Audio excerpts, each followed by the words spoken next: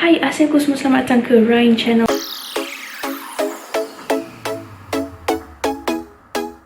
Saya Ryan. Hai korang, long time no see. How are you guys doing? Hopefully korang semuanya sihat. And kepada yang baru singgah channel saya, tekan butang subscribe cepat-cepat. Okay, sebelum kita start our topic. Dan before that, sedikit intro. Saya adalah hairstylist dan juga saya adalah bekas educator dan juga pelajar daripada Acad Above Academy. So, hari ni adalah topik dan video yang orang request, ramai yang request dan bertanya tentang keratin treatment. So, hari ni saya nak jelaskan dan kupas sedikit tentang isu keratin treatment. Isu yang selalu orang bertanya, boleh ke tak boleh, halal ke tidak, haram ke, how is it kan. So, hari ni kita nak talk about it, okay? So, jom, jangan buang masa, let's go. Okay, so first of all, kepada korang, apa itu keratin treatment? So, keratin treatment adalah sejenis treatment untuk rambut supaya rambut kelihatan shining, kelihatan lurus dan dia senang untuk urus, manageable hair. Okay, so itu adalah definisi keratin treatment. Dan keratin treatment ini direkomend kepada korang yang mempunyai rambut yang frizzy dan damage akibat chemical services seperti too much colour ataupun too much rebonding atau relaxing. Okay, so sangat-sangat recommended. Apa itu keratin? Keratin adalah protein. Okay, so rambut kita ni adalah protein. So macam kita makan harian protein macam ayam, telur, itulah protein yang pergi ke kita punya rambut, kuku dan kulit. So untuk keratin treatment, macam produk-produk keratin treatment, dari mana diorang dapat that keratin? So first of all, diorang mendapatkan keratin daripada haiwan. So diorang punya bulu, kuku, paruh dan kulit. So daripada haiwan lah keratin treatment produk dapat. Okay, apa jenis haiwan? Tak kisahlah haiwan apa, janji dia ada bulu, kulit, paruh dan kuku. Okay, keratin treatment tak ada plant based, tak ada organic. So keratin tak boleh peroleh, protein tak boleh diperoleh pada plant untuk produk untuk this keratin treatment product. So kepada korang yang vegan, so keratin treatment is not suitable for you because it contained animal.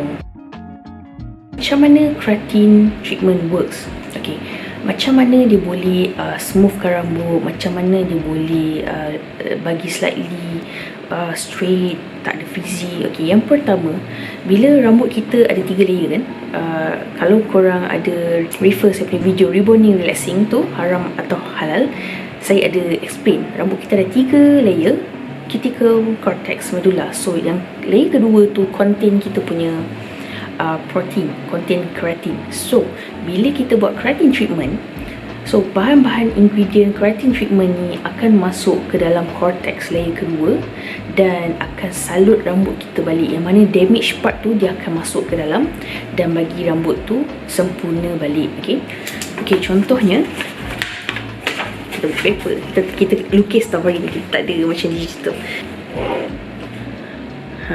So imagine this rambut kan. So ini adalah cuticle. So dalam ni adalah cortex, berlubang sebabkan damage let's say lah damage. So bila keratin treatment ni akan masuk ke dalam mana-mana yang damage.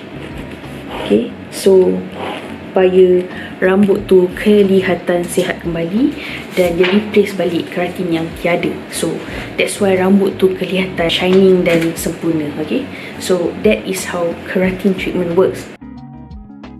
Keratin tak sama macam rebonding. Okay, keratin treatment, kalau korang tengok saya punya video about rebonding relaxing, kita punya rambut ni ada 2 jenis, permanent bond dengan temporary bond. So keratin treatment dia masuk dalam cortex tu, dia hanya break few percentage of permanent bond, bukan macam rebonding relaxing. Rebonding relaxing dia 80 to 100% break the bonds, break the permanent bond, macam keratin tidak. Okay, so basically keratin treatment dengan rebonding tak sama, it's a different services. Okay, keratin treatment last only 4 to 6 months, manakala rebonding tu dia adalah permanent sampai rambut baru tumbuh lah. Okay, so keratin treatment 4 to 6 months, itu pun dia lasting kalau korang ada je punya produk shampoo, conditioner yang korang basuh seminggu 2 hingga 3 kali. Okay, so kalau korang ada beli produk dia, it more lasting lah. Okay, macam mana keratin treatment ni boleh buat rambut kita slightly straight? Okay, one of the main ingredient dia adalah formaldehyde. Okay, formaldehyde. So this formaldehyde ni adalah main ingredient dalam keratin treatment, di mana this formaldehyde ni adalah satu carbon atom, 2 hidrogen dan 1 oksigen. Dia adalah sejenis gas yang colorless, okay, smelly gas. So ini adalah main ingredient dalam keratin treatment. So tak sama macam rebonding. Rebonding dia ada ammonium thioglycolate. Okay, so it's a different ingredient. Formaldehyde ni dia adalah ingredient yang masuk ke dalam cortex dan stays in your hair 4 to 6 months. Temporarily dia akan sit inside the hair. Okay, sampailah korang memang tak jaga, memang dah memang tak kisah dah buat keratin treatment, dia akan get out from the hair. Okay, so kita nak talk about pro and cons about this keratin treatment. Okay, pro and cons. Yang bagus ni keratin treatment ni adalah membuatkan rambut korang sangat silky, shiny, smooth, memang best, memang cantik kan, memang slightly straight, so tak ada frizzy, memang best. Okay, but the cons dia adalah this main ingredient formaldehyde ni ada issue. Okay, dia actually bila kita apply on the hair, kalau korang perasan, the hair studies akan blow dry atau flat iron, and the gas there, the gas yang keluar daripada dryer, daripada iron tu, gas daripada rambut tu lah yang membahayakan kita. Okay, this formaldehyde ni tak ada pengganti. So far semua keratin produk, tak kisah apa brand, memang ada this ingredient. Kalau korang nampak free from formaldehyde, is totally penipuan, sebab diorang tukar bahan, diorang letak ammonium thioglycolate tapi is a low percentage supaya dia tak 100% damage, macam 100% breaks macam rebonding.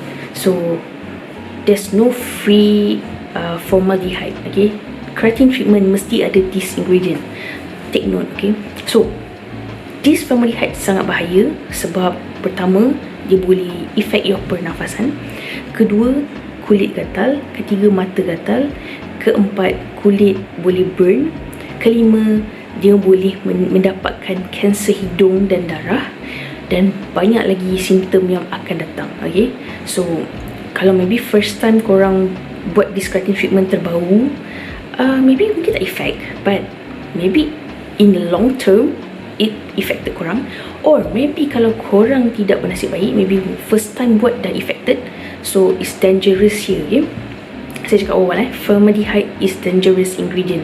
So kalau korang perasan, usually hairstylist akan wear mask atau glove sebab tak nak ada contact dengan that bahan. And saya pernah come across few time buat keratin treatment, memang bau dia memang tak tahan lah, sebab dia akan effect batuk-batuk yang saya lalui lah. Memang that time memang kita pakai mask, pakai glove semua. So even klien kita pun kita suruh pakai mask sebab it's very not good for health lah. Okay, not good for health. So FYI, formaldehyde ni dia kan is a 1 atom of carbon, 2 atom of hydrogen and 1 atom for oxygen. And actually kan sebenarnya dia adalah spesies menarik oksigen. So that's why kalau kita bau this gas, kita macam sesak nafas, or kita akan batuk-batuk sebab dia actually absorb the oxygen yang kita ambil. Okay, now we are going to the part that people asking, halal ke haram, how is it, boleh ke tidak, telus ke tidak, waterproof ke tidak. Okay, yang pertama dia telus. Okay, air can go through inside your hair, wudu can masuk on the hair, tak ada masalah. It's not a waterproof, because this keratin treatment untuk maintain dia lasting, korang memang kena shampoo the hair, kena letak conditioner. Memang bukan waterproof, okay? Memang bukan waterproof, and is a telus air. Itu yang pertama. Yang kedua, halal atau tidak. Okay, halal atau haram. Halal if your niat is good. Okay, your niat is good means you buat for your partner, ataupun you buat this keratin treatment untuk you manage your hair, your daily hair, supaya nampak kemas. Okay, but halal juga if the bahan inside the product is good lah.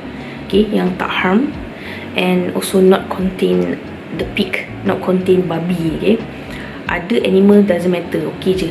Snake ke, tak kisahlah apa haiwan, boleh je, janji bukan babi. Okay, so kalau korang buat research and that product is good to go. And FYI, every product yang masuk ke dalam Malaysia, government Malaysia akan buat search dulu, akan take all the ingredients and check it out, adakah dia contain this legal thing or not legal ke. Government akan pantau dulu before masuk ke Malaysia, FYI. Because my friend, dia work in a product hair company, just sendiri inform that apa-apa produk yang masuk dalam Malaysia, government Malaysia mesti check dulu. Okay, so of course lah, diorang akan check halal atau haram. So about the halal product, I suggest maybe go for the branded product such as L'Oreal. Sebab L'Oreal, as you guys know, is a friendly Muslim product. So about other product, I'm not sure. Okay, sebab memang saya tak sentuh keratin treatment punya services sangat, sebab memang that time pun sekali dua je buat, sebab memang is bahaya untuk kita juga. So the halal part I already explain. Okay, the haram part, of course niat. Again, kalau niatnya salah, is haram. And second is if the product contain babi. And for me actually, since keratin treatment memang confirm ada this formaldehyde chemical, formaldehyde main ingredient, for me is haram, because it hurts your body actually, you know, especially kalau you terbau. And even the shampoo also contain that formaldehyde.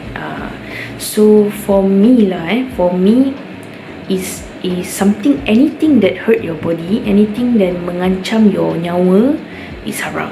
So but it's an option for you guys, for you ladies to think about it, sama ada nak buat ke tidak this keratin treatment.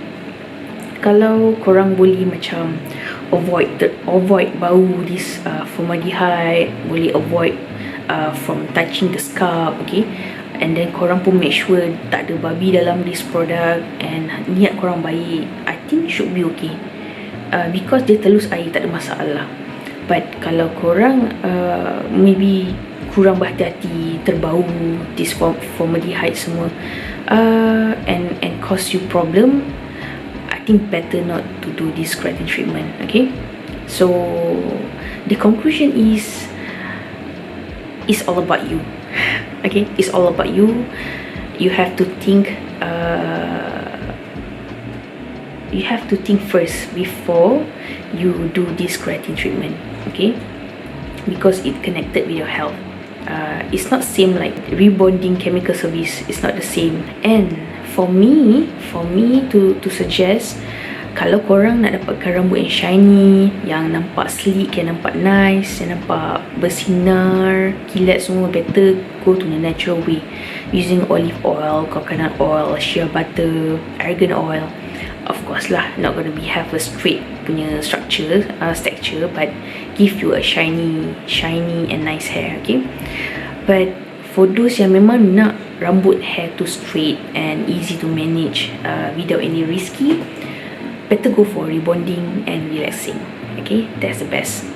Because and of course this keratin treatment also is costly, because you guys gonna spend mahal, and after 6 months kena spend lagi, and then to buy shampoo and some more the conditioner, so and some more you gonna dry, blow dry, iron, all take time, semua cost. So again, it's an option. You guys ladies can think nak ke tidak buat keratin treatment. Okay, so I hope that you guys and ladies enjoy my video and dapat information yang berguna ni. Hopefully korang faham apa yang saya explain. And if kalau korang ada yang termiss out, korang boleh check it out balik my video yang halal haram color, halal haram rebonding or relaxing, because all is linked together. Okay, so kepada yang baru, jangan lupa tekan butang subscribe, like, share dan hit the notification button all for more videos. Kalau korang memang suka this video, tolong like and tolong share. Okay, and I will see you next video. So if anything nak tanya, nak bercerita, boleh komen. And kalau korang nak tanya what product yang halal tu, oh my god, I don't have time to search. But for me, maybe kalau I ada masa, I will reply. Okay, let's see, I'm gonna do search. So just comment, like. Okay, so take care guys, stay safe. I will see you next video. Bye.